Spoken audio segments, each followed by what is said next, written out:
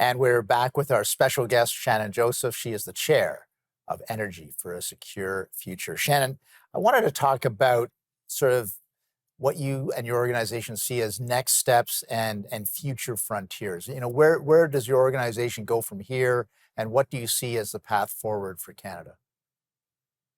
Well, on that international side of our work, we see greater engagement. The leaders in our network, especially the indigenous leaders in our network, and those who came to Japan, really want to continue that engagement internationally, helping people to understand the new perspective. Because, of course, there are always opposite voices delivering the opposite message, Right.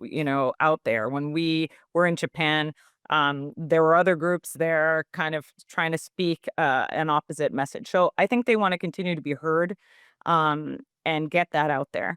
And there's work to do there. I think there's a lot of work to do in Canada to really understand what the needs are globally. We constantly hear, oh, there's going to be declining demand for gas, and wind's going to replace everything, and this is just not true. Both because of how much more energy the world needs, but also because of the technologies that work or don't work in certain places. If you're in a country like Vietnam, they're not a very windy country because the closer you Mm. get to the equator, the less wind there is. And so these countries really need us to listen and understand what they need and what works. And in the case of a country like Vietnam, and many others I've spoken to in Asia, liquefied natural gas is really fundamental. There are lots of countries that want to work with Canada on nuclear energy, and so we need to have our ears open and then really look to act. And I think that conversation needs to happen more broadly in Canada. Let's talk about nuclear for a bit, since you did raise that. Yeah, that's an area that I have a great interest in as well. So, are we starting to see that renaissance of nuclear? We've got these small modular reactors as well as the larger ones. Is that part of something that you're advocating for and researching as well?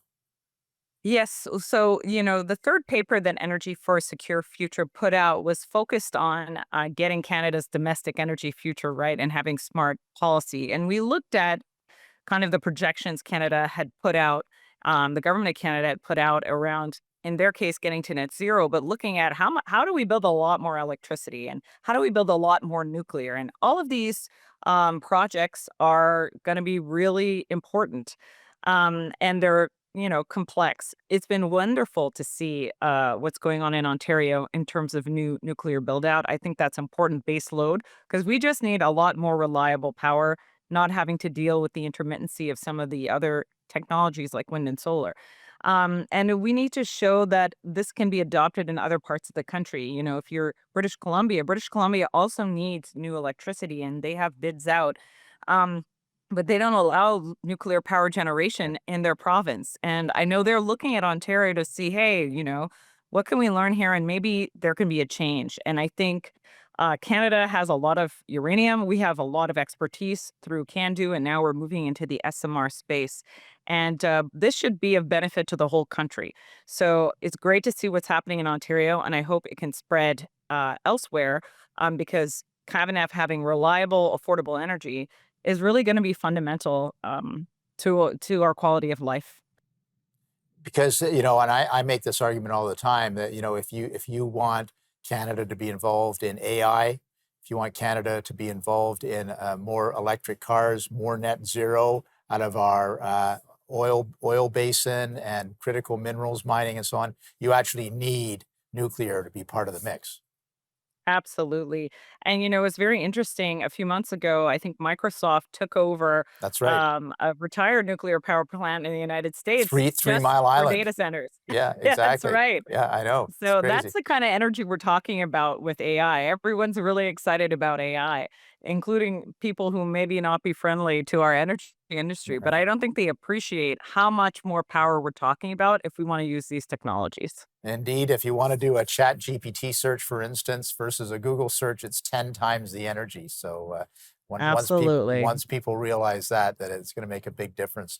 Well, it sounds like your approach is very broad and deep. So thank you to Energy for a Secure Future for allowing you to come on the program today, and best of luck in your endeavors. Thank you so much. Thank you.